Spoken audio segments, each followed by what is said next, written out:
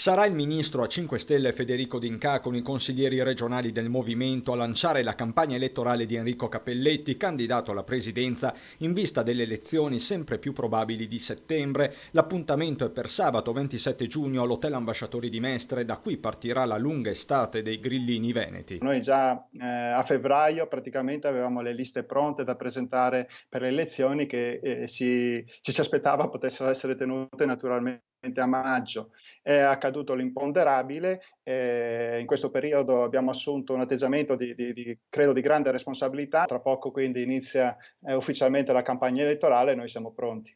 Pronti nonostante le scosse telluriche registrate a Roma con il movimento che ha perso pezzi importanti, soprattutto a Palazzo Madama con l'addio della senatrice Alessandra Riccardi che passa alla Lega. Proprio in Senato la maggioranza è in bilico. Se naturalmente questa situazione, queste pressioni, queste defezioni continueranno, se non ci saranno più i numeri torneremo a chiedere il voto agli elettori e gli elettori valuteranno.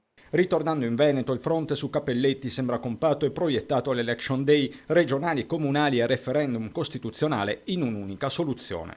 Quindi avremo indirettamente anche un risparmio rilevante per le casse dello Stato, riuscendo ad avere in un'unica data tre consultazioni elettorali sostanzialmente.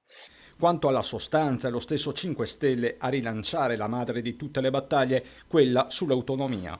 La legge quadro che era stata predisposta dal ministro Boccia era pronta per essere discussa in Consiglio dei Ministri giusto prima di quello che è successo, insomma, da un punto di vista epidemico. Per cui c'era tutta la volontà per mandare avanti questo processo e io spero e credo che ci sia tutta la volontà per riprenderlo non appena questa situazione di emergenza economica incominceremo a lasciarla alle spalle.